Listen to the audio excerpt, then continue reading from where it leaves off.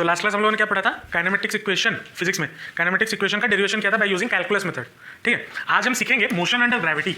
ये है क्या, मोशन अंडर ग्रेविटी, या फिर इसी को और क्या बोला जाता है, फ्री फॉल भी बोला जाता है, फ्री फॉल। ठीक है, इसका मतलब क्या होता है,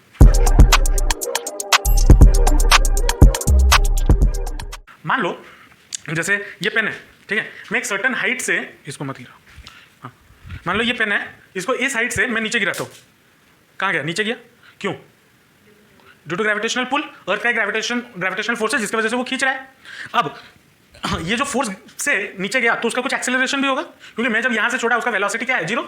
जब यहाँ से छोड़ा तो उसका एक्सेलरेशन बढ़ रहा है या एक्सेलरेशन है तभी वो नीचे गया, तो वो एक्सेलरेशन कितना होता है, G = 9.8 मीटर पर सेकंड स्क्वायर। ये भी आप पढ़े हो, जिसको आप 10 लेते थे।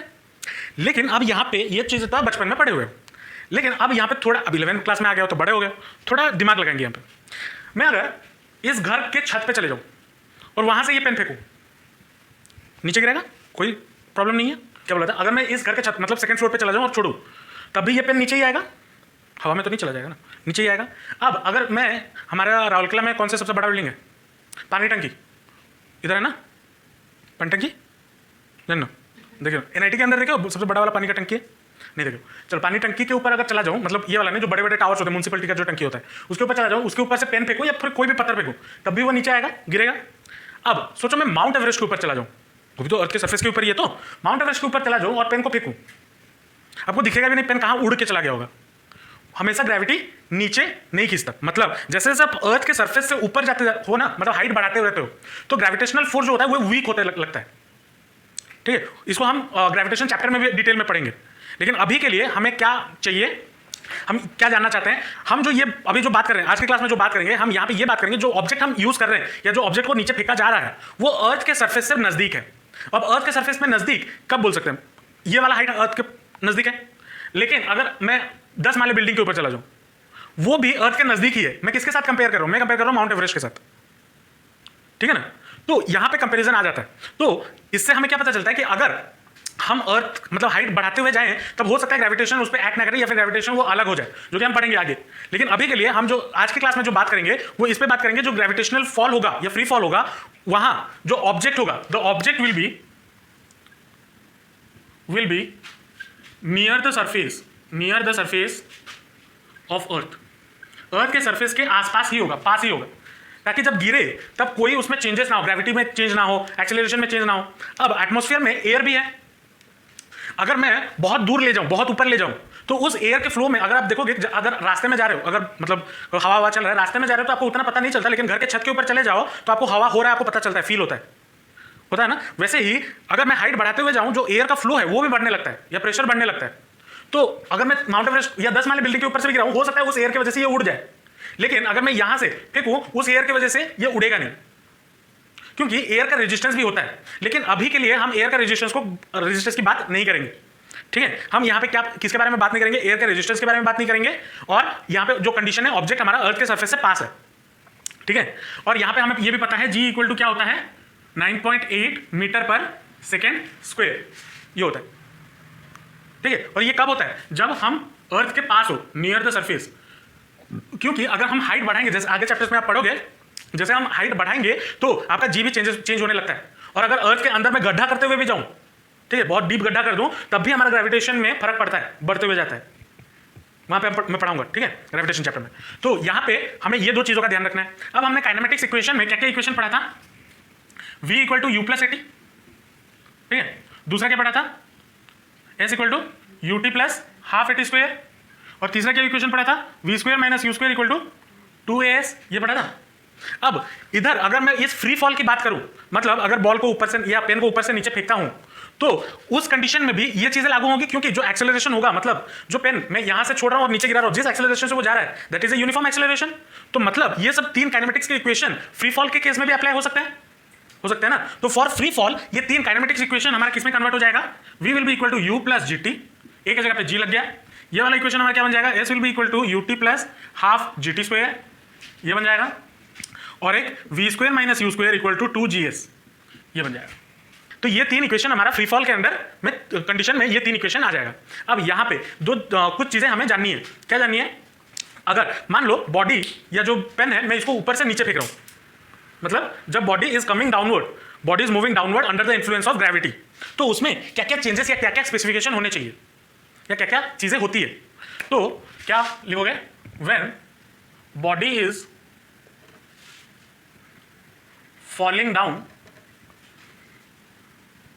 Under the influence of gravity, gravity के इन्फ्लुएंस में जब बॉडी नीचे गिर रहा होगा तब क्या उसमें क्या क्या कंडीशंस होंगे या क्या क्या चीजें होंगी। जब नीचे आ रहा होगा, ठीक है, हम यहां पे जो जी है हमारा या acceleration due to gravity, g that will be positive. क्यों पॉजिटिव, मैं बोल दिया इसलिए पॉजिटिव नहीं, क्योंकि अगर मैं यहां पे मान लो बॉल है, ग्रेविटी हमेशा नीचे एक्ट करता है, हमें पता है, तो हम उसी को मानने के लिए, उस कन्वेंशन के लिए हम क्या करते हैं, जी पॉजिटिव ले लेते हैं, ठीक है। अब यहां पे जब बॉडी ऊपर से नीचे आ रहा होगा, जी हमारा हमेशा क्या होगा, पॉजिटिव होगा। इसका जो इनिशियल वेलोसिटी होगा वो हमेशा जीरो होगा, ठीक है। कैसे, मैं बॉडी यहां पे है, पेन यहां पे, पेन यहां से नीचे गिरेगा, नीचे गिरेगा ना, तो इनिशियल वेलोसिटी कब लेंगे, पेन जब यहां पे है इस पोजीशन पे उसका वेलोसिटी क्या है, जीरो। तो इसीलिए जब भी बॉडी नीचे गिर रहा होगा तो उसका इनिशियल वेलोसिटी भी क्या होना चाहिए, यू, या फिर इसको इनिशियल वेलोसिटी लिख लो, इनिशियल वेलोसिटी हमेशा जीरो होगा और जी हमारा क्या होगा, पॉजिटिव होगा, ठीक है। अब जब when body is throne upward, जब ऊपर फेंका जाए, ऊपर फेंका जाए मतलब अगर पेन ऐसा है, मैं यहां पे है, इसको अगर मैं ऊपर फेंकता हूं तो ये ऊपर क्यों जा रहा है, क्योंकि ग्रेविटी का फोर्स और मैं जो फोर्स लगा के इसको ऊपर भेजा, मेरा फोर्स इस ग्रेविटेशनल फोर्स से ज्यादा होगा, तभी ये ऊपर गया। अगर फोर्स नीचे वाला ज्यादा नहीं होता तो ये ऊपर जाता ही नहीं, जाता क्या, नहीं जाता। तो यहां पे हम ये जो पेन ऊपर गया, ये इसके जब भी कोई चीज ऊपर जाता है तो उस टाइम पे जी क्या हो जाएगा आपका, नेगेटिव। अब ये कैसे हुआ, देखो, जब जी हमेशा कहां एक्ट करता है, downward towards the centre of the earth, और हम बॉडी को फेंक रहे हैं अपवर्ड, उसके ऑपोजिट डायरेक्शन में, ग्रेविटी के ऑपोजिट डायरेक्शन में, इसीलिए जी को हमने क्या लिया, नेगेटिव। यहां पे इनिशियल वेलोसिटी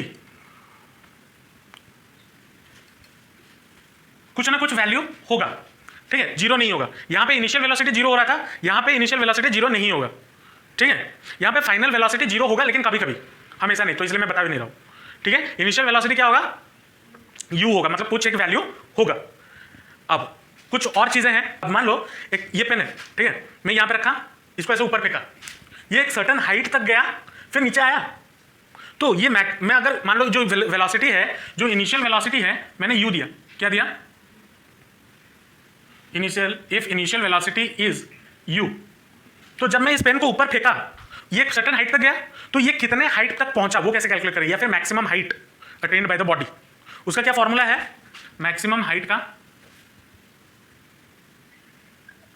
मैक्सिमम हाइट उसको हम h से रिप्रेजेंट करते हैं, ठीक है, h is equal to u square by 2gh, ठीक है। अब यहां पे आपके लिए और एक चीज भी याद रखना है, अब देखो, जब ऊपर फेंका जा रहा है, ऊपर फेंका जा रहा है, तो ये ऊपर गया, जब ऊपर जा रहा है, यहां से एक पॉइंट तक, मान लो जब बॉल को फेंका गया, यहां से यहां तक गया, यहां पे पहुंचा, यहां से यहां तक जाने में कुछ टाइम लगा होगा, ये मैक्सिमम हाइट पे पहुंचा, फिर मैक्सिमम हाइट से इस पोजीशन में बैक टू उस पोजीशन पे वापस आएगा बॉल, या उधर आसमान में रह जाएगा, नहीं ना, नीचे तो आएगा, तो जो नीचे आएगा उधर भी कुछ एक टाइम लगेगा नीचे आते वक्त। तो जब ऊपर जा रहा है उसे हम बोलते हैं टाइम ऑफ एसेंट, और जब बॉल नीचे आता है तो हम उसे बोलते हैं टाइम ऑफ डिसेंट। और जब इस वाले कंडीशन में, जब इनिशियल वेलोसिटी यू होता है, तब time of accent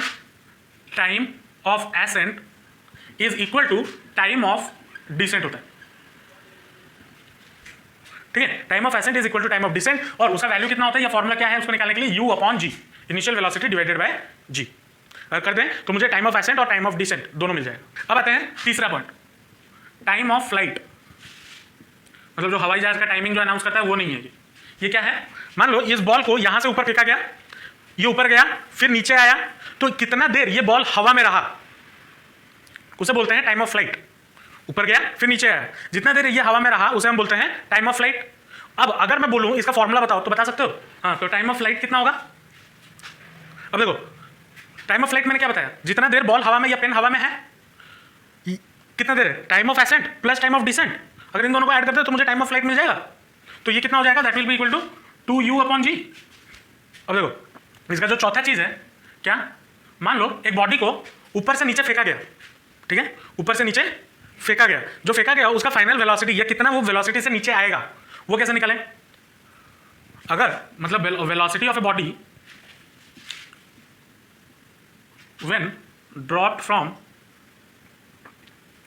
from height h कितना होगा? v will be equal to √ओवर ऑफ 2gh, ये फॉर्मूला है, ठीक है। यहां पे हम कुछ कुछ चीजों का फॉर्मूला यूज करेंगे और बेसिकली जो पहला 3 फॉर्मूला लिखाया equation of kinematics in terms of free fall उसको यूज करेंगे, ठीक है। समझ में आया मोशन अंडर ग्रेविटी या फिर फ्री फॉल का जो कॉन्सेप्ट है? मैं ये चीजें अभी ऊपर से बताया हूं from the point of view of kinematics equation. हम इसके बारे में ग्रेविटेशन चैप्टर में और अच्छे से पढ़ेंगे, ठीक है। चलो इतना लिख लो।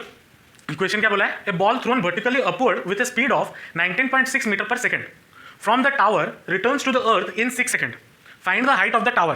देखो क्या बोला है, मान लो ये हमारा अर्थ है, यहां पे टावर है, थोड़ा लंबा कर दो, ये हो गया टावर, मैं यहां पे खड़ा हूं, ठीक है। मैंने यहां से बॉल फेंका तो बॉल ऐसे जाएगा, फिर एक सर्टेन हाइट अटेन करेगा जो मैक्सिमम हाइट होता है, फिर ये बॉल ऐसे नीचे आके गिरेगा अर्थ में, ठीक है।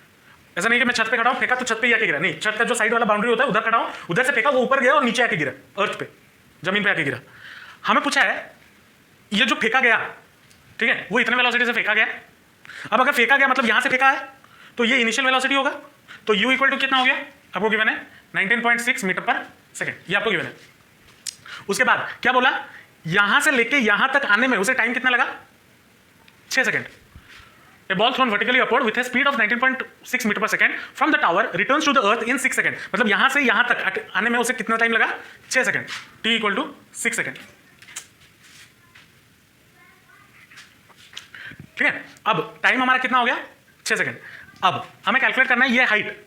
मान लो ये जो टावर का हाइट है वो क्या मैं मान लेता हूं h, ठीक है। अब अगर मैं जो बॉल का डिस्प्लेसमेंट कैलकुलेट करूं तो क्या होगा? डिस्प्लेसमेंट ऑफ बॉल, डिस्टेंस नहीं पूछ रहा हूं, डिस्प्लेसमेंट पूछ रहा हूं, क्या होगा? जो टावर का हाइट है वही होगा। डिस्प्लेसमेंट का मतलब क्या होता है? जहां से स्टार्ट हुआ और जहां पे खत्म हुआ उसको सब्सट्रैक्ट कर दो, तो यहां से स्टार्ट हुआ और यहां पे खत्म होगा, यहां से स्टार्ट हुआ यहां से खत्म होगा, तो टावर का हाइट इस बॉल का डिस्प्लेसमेंट होगा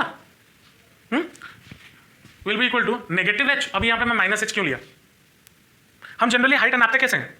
ऊपर से नीचे, सॉरी नीचे से ऊपर नापते हैं ना, लेकिन जब बॉल आ रहा है वो कहां से आ रहा है? ऊपर से नीचे, इसलिए मैंने -h लिया, समझे।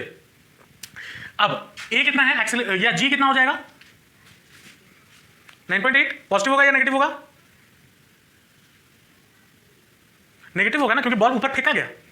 अभी बताया, जब वो अलग बात है नीचे आया या नहीं आया, जो ग्रेविटी हम जब कैलकुलेट करेंगे वो हम तभी जब हम ऊपर फेंकते हैं, ठीक है। तो g हमारा क्या होगा? जब ऊपर फेंका जाएगा तो g विल बी नेगेटिव, ये मैंने बताया था। तो g विल बी -9.8 मीटर पर सेकेंड स्क्वायर। हमें पूछा क्या है? h निकालना है या हाइट निकालना है, ठीक है। अब हमें एक फॉर्मूला पता है, s equal to ut plus half gt square, ये पता है। अब इस s या डिस्प्लेसमेंट की जगह पे मैं क्या पुट कर सकता हूं? -h, तो -h will be equal to u का वैल्यू 19.6 इंटू t कितना है प्लस हाफ इंटू g कितना है -9.8 और टाइम कितना है 36। इसको सॉल्व करो, 6 तो कितना हो जाएगा? 19.6 इंटू 6 प्लस -9.8 इंटू 6, 2 ये 6 कैसे हो गया रे? 2 से काटे तो 200 टू 18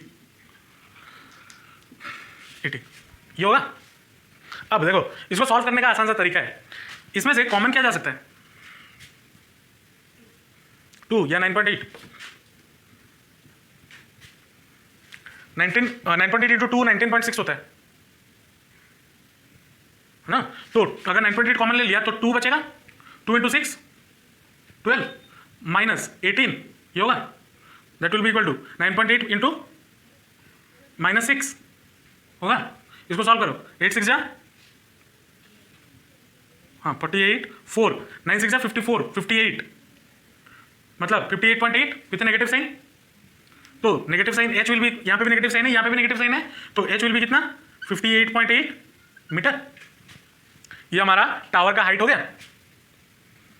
समझे या नहीं समझे? क्वेश्चन को हमेशा फिजिक्स में समझने की कोशिश करना। क्वेश्चन बोला क्या है, a ball is thrown vertically upward with a velocity of 20 metre पर सेकंड स्क्वायर। यहां से बॉल फेंका गया, मान लो ये बिल्डिंग है, इसके ऊपर से बॉल फेंका गया विथ ए वेलोसिटी ऑफ, इसको सारा हटाओ, वेलोसिटी कितना है 20 मीटर पर सेकंड, मतलब यू आपको दे दिया 20 मीटर पर सेकंड। ये बोला from the top of a multi-storied building the height of the point from where the ball is thrown is 25 meter from ground। इसका मतलब क्या हो गया? Height of the building is 25 metre, तो h आपका कितना दे दिया 25 मीटर, मतलब ये वाला वैल्यू आपको दे दिया, ये इक्वल टू 25, यहां से यहां तक का डिस्टेंस। अब मुझे क्या बोला है, how high will the ball rise, वो कितना ऊपर जाएगा। अब अगर ध्यान लगाएं, यहां से मैं अगर एक बॉल फेंक रहा हूं और यहां तक वो बॉल जा रहा है, मैक्सिमम हाइट कब अटेन करेगा, जब यहां पे ऊपर कब तक जाएगा, जब ये बॉल फेंका जाता है, मान लो यहां से मैं कोई भी पेन फेंका, ठीक है, ये पेन फेंका ऊपर, ये इतना तक गया, फिर नीचे आया, यहां से नीचे क्यों आ रहा है, क्योंकि वहां पे वेलोसिटी उसका जीरो हो गया, तो फिर से नीचे आने लगा due to influence of gravity. तो यहां पे आपका बॉल का वेलोसिटी या फाइनल वेलोसिटी कितना हो जाएगा, जीरो। और इनिशियल वेलोसिटी आपको गिवन है, तो v इक्वल टू यहां पे कितना हो गया, जीरो, और g इक्वल टू कितना हो जाएगा, माइनस 9.8 लो, 10 लो, माइनस 9.8 ले लो, 9.8 जैसा कुछ नंबर है क्या, नहीं, तो 10 ले लो, 10 मीटर पर सेकंड, और विथ माइनस साइन, ठीक है। अब यहां पे हम फॉर्मूला क्या डाल सकते हैं, V square minus U square equal to 2GS डाल सकते हैं।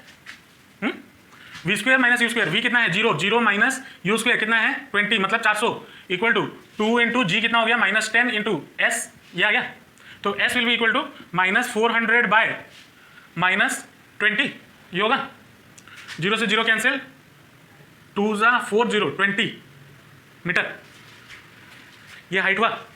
और ये जो हाइट है, ये कौन सा हाइट है, यहां से यहां तक का मैक्सिमम हाइट, मैक्सिमम हाइट जो बॉल ट्रैवल करेगा, वही हमें पूछा था, how rise will the ball rise, जो कि है क्या 20 मीटर।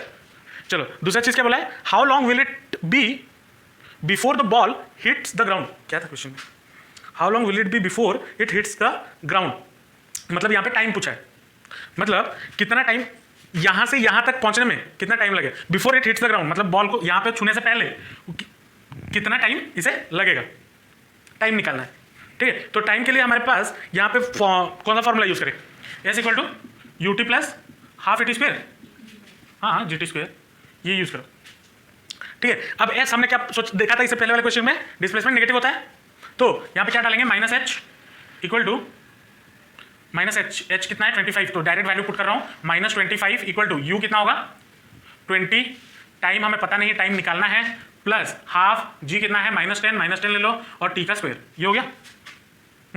तो that will be equal to minus 25 equal to 20t minus 5t square, ये होगा। माइनस 25 को उस तरफ लेके जाऊँ तो ये क्या बन जाएगा, प्लस 25t, प्लस 25 ये बनेगा, विल बी इक्वल टू कितना, जीरो। इसको अगर और थोड़ा सजा के लिखूँ तो क्या हो जाएगा, minus 5t square plus 20t plus plus 25 equal to zero, ये होगा। इसमें से अगर मैं माइनस कॉमन ले लूँ, माइनस 5 कॉमन ले लूँ तो क्या बन जाएगा, T square minus 40 plus 5 equal to zero, ये बनेगा। अब इसको अगर सॉल्व करते हैं तो हमें क्या क्या मिलेगा, t प्लस 1 और t minus 5 equal to zero, ये मिलेगा, मिडिल टर्म स्प्लिटिंग। तो अब t का वैल्यू क्या क्या हो जाएगा, -1 और एक 5, ये आएगा। अब टाइम कभी नेगेटिव हो नहीं सकता, therefore t is equal to कितना हो गया, टाइम रिक्वायर्ड 5 सेकंड, मतलब बॉल को यहां से यहां तक आके पहुंचने में कितना सेकंड लगेगा, 5 सेकंड। समझे? ये क्वेश्चन क्या बोला है, 2 balls are thrown simultaneously, a vertically upward with a speed of 20 metre पर सेकंड, मतलब अगर ये हमारा अर्थ है, यहाँ पे बॉल ए रखा गया और इसको ऊपर फेंका गया विथ ए वेलोसिटी कितना 20 मीटर पर सेकंड। अब ये कौन सा वेलोसिटी है, इनिशियल फाइनल मैं कुछ बता नहीं रहा हूँ, ठीक है, फेंका गया from the ground and be vertically downward from a height of 40 metre. मान लो यहाँ पे है बी और यहाँ से आपका जो ग्राउंड का डिस्टेंस है वो है कितना 40 मीटर। जब भी फिजिक्स का क्वेश्चन करो, मैं आपको ये बताया या नहीं बताऊँ मुझे पता नहीं, फिर भी बता दे रहा हूँ, जब भी फिजिक्स का क्वेश्चन करो एक एक लाइन पढ़ना, उसको पिक्टो मतलब डायग्रामेटिकली रिप्रेजेंट करने की कोशिश करना, वो कर दिया ना आधा क्वेश्चन सॉल्व हो गया। फिजिक्स का ये सबसे बड़ा ट्रिक है जो बच्चे करते नहीं है, और जनरली बुक्स में भी ये हर जगह डायग्राम नहीं दिया होता, कुछ कुछ का डायग्राम दिया होता है। कोई भी क्वेश्चन हो, कैसा भी क्वेश्चन हो, डायग्राम बना लो, आधा क्वेश्चन वहीं सॉल्व हो जाएगा। ठीक है, चलो क्या बोला, 40 from a height of 40 centimetre with A same speed and along the same line of motion, मतलब सेम लाइन ऑफ मोशन मतलब इसी लाइन ऑफ मोशन पे वो नीचे भी आया, मतलब एक के साथ आ रहा है।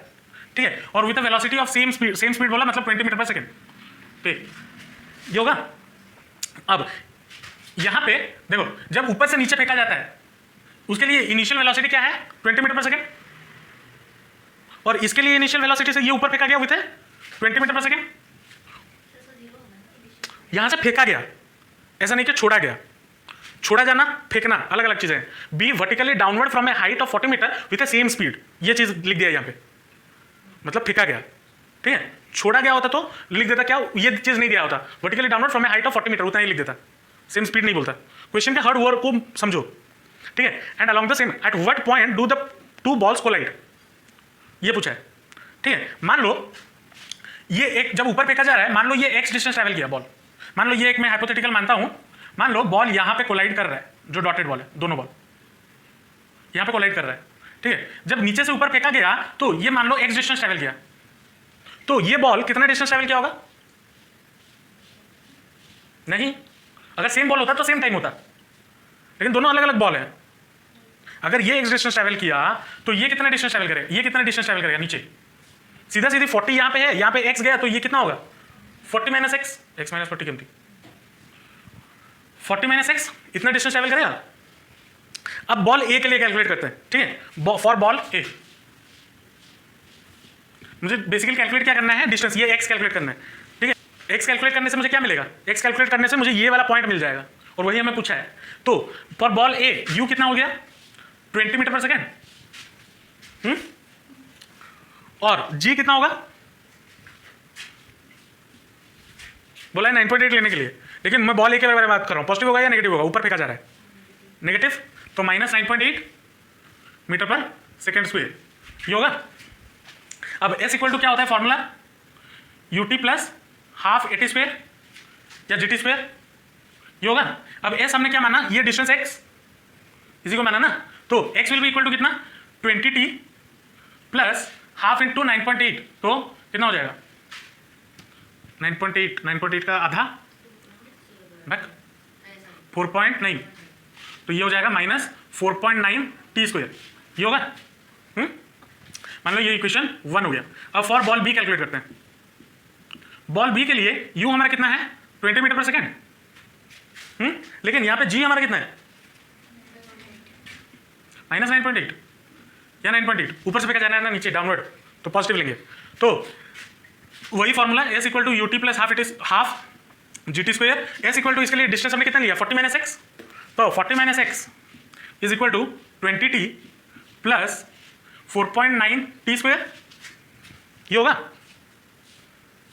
अरे हाँ, या ना, तो x will be equal to कितना यहाँ पे 20t plus 49 T square minus X minus 40, ये होगा। तो x will be equal to कितना, इसके सामने भी इसके सामने प्लस, इसके सामने माइनस, इसके सामने माइनस, ये मान लो इक्वेशन क्या हो गया 2। हम क्या कर सकते हैं, x और x दोनों चीजें एक ही है, x तो मतलब क्या, ये जितना डिस्टेंस ट्रैवल किया तो दोनों को इक्वेट कर दें, तो क्या हो जाएगा therefore minus 20t minus 4.9 T square plus 40 is equal to 20t minus 4.9 T square, ये होगा। Minus 4.9 T square minus 4.9 T square gets cancel, minus 20 को उस तरफ ले लूँ तो that will be equal to plus 20, मतलब 40t इज इक्वल टू 40, तो t will be equal to कितना आ गया 1 आ गया। 1 सेकेंड, ये तो टाइम आ गया। अब इसी चीज को उधर पुट कर दो तो हमें x मिल जाएगा, इधर अगर पुट कर दें तो this equation will be equal to 20 minus 4.9 which is equal to कितना 15.1 मीटर। तो ये कौन से पॉइंट पे टकराएंगे, at a height of 15 point, ground से 15.5 मीटर 15.1 मीटर ऊपर पे टकराएंगे दोनों बॉल। समझ में आया कैसे हुआ? हाँ पक्का? और क्वेश्चन करें, समझ में आ रहा है या नहीं? ये दिमाग में घुसा है कैसे किया जा रहा है क्वेश्चन को सॉल्व, वो नहीं कर पाओगे तो मैं, ऐसा पॉसिबल ही नहीं है कि मैं सारा क्वेश्चन 11 का करवा दूं, क्योंकि सारा क्वेश्चन पॉसिबल ही नहीं, कितना सारा जो क्वेश्चन है पागल हो जाओगे। मैं कुछ क्वेश्चन करूंगा, आपको बाकी घर पे प्रैक्टिस करना है।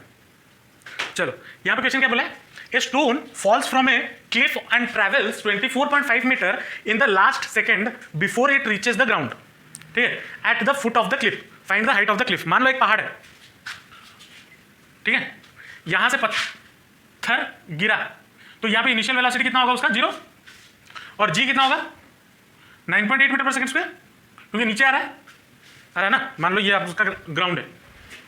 अब ये लुढ़कते लुढ़कते इधर आया, मान लो यहां से यहां तक पहुंचने में उसे टाइम मान लो n सेकंड लगा, ठीक है। तो SNF क्या बोला है, इन the last second before it reaches the ground, ये बोला है ना। तो SNF हमारा क्या हो जाएगा, मान लो nth सेकेंड पे, या फिर late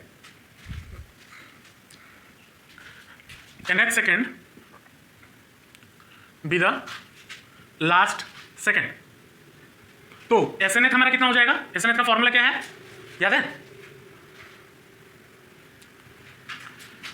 u plus a by 2 into 2n minus 1, ये फॉर्मूला था। यहाँ पे a की जगह पे क्या लग जाएगा g बाय 2 2n माइनस 1।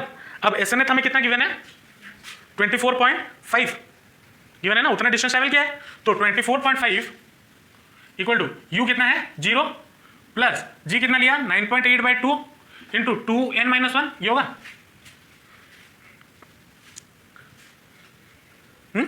तो इसको अगर सॉल्व करें तो n मुझे मिल जाएगा, n इक्वल टू मतलब कितना टाइम लगा, तो n will be equal to कितना 24.5 हाँ 24, या इसको ऐसे करो solve, 2n minus 1 is equal to कितना हो जाएगा 24.5 डिवाइडेड बाय 4.9, ये होगा। यहां से डेसिमल हटा, यहां से भी डेसिमल हटा, तो यहां से -1 हटेगा तो यहां पे +1, that will be equal to 245 plus 49 by 49, 2n equal to, तो ये कितना हो जाएगा 9 5 11 14 4 1 9 294 बाय 49, ये होगा। तो ये 2n इक्वल टू है, तो n will be equal to 294 by 49 divide हो जाएगा नीचे जाके 2, ये होगा। 2 से काटे तो 1 4 7, ये होगा। 7 से काटे तो 7 7 जा 49, 7 2 जा 14 21 3, तो n आपको कितना मिल गया 3 सेकेंड्स, या टाइम आपको कितना मिल गया 3 सेकेंड। अब हमें हाइट पूछा है, हाइट के लिए हमने फॉर्मूला क्या सीखा हुआ है, s equal to ut plus half gt square. तो दैट विल बी u आपका कितना है 0, मतलब ये वाला टर्म आपका 0, हाफ इंटू 9.8 इंटू टी का स्क्वायर 3 9, ये होगा। इसको अगर काटे तो 4.9 इंटू 9, ये होगा। तो 4.9 इंटू 9 कितना हो जाएगा 9 9 जा 81 8 1 9 4 जा 36 36 प्लस 8 क्या हो, क्या हो बेटा 43 या 44, कितना होगा 44.1 मीटर। तो हाइट ऑफ द क्लिफ कितना होगा 44.1 मीटर। समझे? कोई दिक्कत? चलो नेक्स्ट, अभी तो हमने यहाँ पे न्यूमेरिकल्स देखे।